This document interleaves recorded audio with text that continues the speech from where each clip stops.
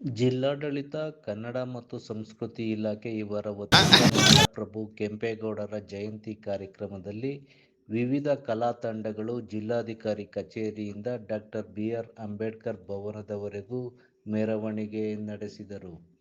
ನಂತರ ಬಿ.ಆರ್. ಅಂಬೇಡ್ಕರ್ ಭವನದಲ್ಲಿ ವೇದಿಕೆ ಕಾರ್ಯಕ್ರಮ ನಡೆಯಿತು. ಕಾರ್ಯಕ್ರಮದಲ್ಲಿ ಜಿಲ್ಲಾಧಿಕಾರಿ ಡಾಕ್ಟರ್ ಕುಮಾರ್ ಮಾತನಾಡಿ, ಕೆಂಪೇಗೌಡರ ಆದರ್ಶ ತತ್ವಗಳನ್ನು ಯುವ ಪೀಳಿಗೆ ಅಳವಡಿಸಿಕೊಳ್ಳಬೇಕು ಎಂದು ಸಲಹೆ ನೀಡಿದರು.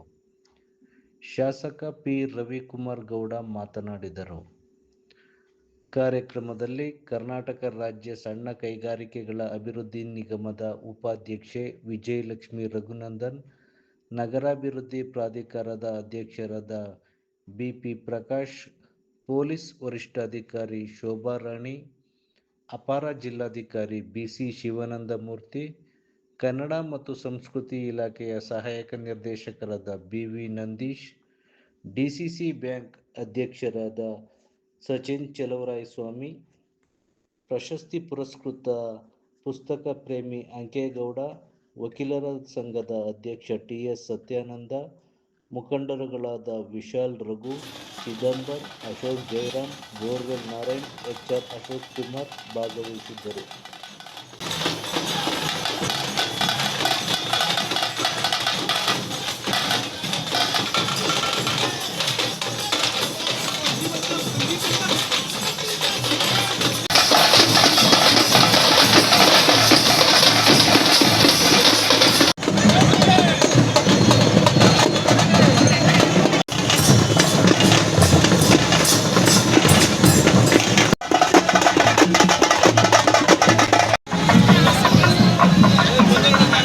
ನಮಸ್ಕಾರ.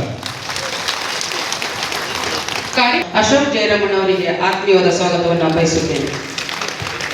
ಮೂಲಕ ನಾವು ಅವರ ಆದರ್ಶಗಳನ್ನ ನಾವು ನಮ್ಮ ಬದುಕಿನಲ್ಲಿ ಅಳವಡಿಸ್ಕೊಳ್ಬೇಕು, ಜೊತೆಗೆ ನಮ್ಮ ಮಕ್ಕಳಿಗೆ ತಿಳಿಸ್ಬೇಕು.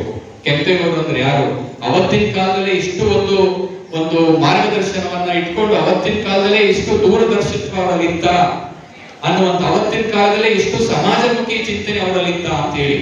ಹಾಗಾಗಿ ಸಮಾಜಕ್ಕೋಸ್ಕರ ಬದುಕಿ, ನನ್ನದೇನೂ ಅಲ್ಲ, ನನ್ನದು ಎಲ್ಲವೂ ಸಮಾಜಕ್ಕೆ ಅಂತ ಸಮಾಜದ ಆಸ್ತಿಯಾಗಿ, ಈ ನಾಡಿನ ಆಸ್ತಿಯಾಗಿ, ದೇಶಕ್ಕೆ ನಾಡಿಗೆ ಕೊಟ್ಟಿರ್ತಕ್ಕಂಥ ಕೊಡುಗೆಯನ್ನ ನಮ್ಮ ಮಕ್ಕಳಿಗೆ ತಿಳಿಸುವಂತ ಕೆಲಸ ಈ ಕಾರ್ಯಕ್ರಮದ ಮೂಲಕ ಆಗ್ಬೇಕು ಅಂತ ನಾನೆಲ್ಲರೂ ಕೂಡ ಭಾವಿಸ್ಕೊಳ್ತೀನಿ. ಬೆಂಗಳೂರು ಕಡೆ ಕೈ ಮಾಡಿ ತೋರಿಸ್ತಾ ಇದೆ ಅಂದ್ರೆ ಅದಕ್ಕೆ ಕಾರಣ ಯಾರು ಅಂತ ಹೇಳಿದ್ರೆ ಕೆಂಪೇಗೌಡರು. ಹಾಗಾಗಿ ಯಾಕೆ ಇವತ್ತು ಬೆಂಗಳೂರು ನಗರವನ್ನು ಸಿಲಿಕಾನ್ ಸಿಟಿ ಅಂತ ಕರಿತೀವಿ ಅಂದ್ರೆ ಅದು ಅವರ ದೂರದೃಷ್ಟಿತ್ವ. ಅವರೇ, ವಿಜಯಲಕ್ಷ್ಮಿ ರಘುನಂದನ್ ಅವರೇ, ಪದ್ಮಶ್ರೀ ಪ್ರಶಸ್ತಿ ಪುರಸ್ಕೃತರಾದಂಥ ಅಂಕೇಗೌಡ್ರೆ, ಸತ್ಯಾನಂದ ಅವರೇ, ಚಿದಂಬರಂ ಅವರೇ, ನಮ್ಮ ನಾಗರಾಜಣ್ಣ ಅವರೇ, ಟ್ರಸ್ಟ್ ನಮಗೆ ಜಾಗ ಬೇಕು ಅಂತ ಹೇಳಿ ನಾನು ಅವತ್ತಿಂದ ಹೇಳ್ತಾ ಇದ್ದೀನಿ. ಆ ಟ್ರಸ್ಟ್ ವತಿಯಿಂದ ಸರ್ಕಾರಕ್ಕೆ ಅಂದ್ರೆ ನಮಗೆ ಅಪ್ಲಿಕೇಶನ್ ಕೊಡಿ, ಅದಕ್ಕೆ ಬೇಕಾದ ದುಡ್ಡನ್ನ ನಾನು 100% ಕೂಡ ಸರ್ಕಾರದಿಂದ ಕೊಡ್ತೀನಿ, ಕಟ್ಟಿಕೊಡ್ತೀನಿ. ನೀವು ಅದನ್ನ ಈಗ ಕೆಂಪೇಗೌಡ ಸ್ಟ್ಯಾಚ್ಯೂ ನನ್ನ ಕೈಲಾಯ್ತು, ಕೆಂಪೇಗೌಡರು ನನ್ನ ಕೈಲಾಯ್ತು, ಮಾಡಿದೀವಿ. ಇದು ಟ್ರಸ್ಟ್ ವತಿಯಿಂದನೇ ಮಾಡಬೇಕಾಗಿರೋದ್ರಿಂದ ಒಂದು ಟ್ರಸ್ಟ್ ವತಿಯಿಂದ ಜಾಗನ ನೀವು ಕೊಟ್ರೆ ಅದಕ್ಕೆ ಕೊಟ್ಟ ಕೂಡಲೇ ಸ್ಯಾಂಕ್ಷನ್ ಮಾಡಿ ಕಟ್ಟಡವನ್ನ ಕಟ್ಕೊಡೋದಕ್ಕೆ ನಾವು ರೆಡಿ.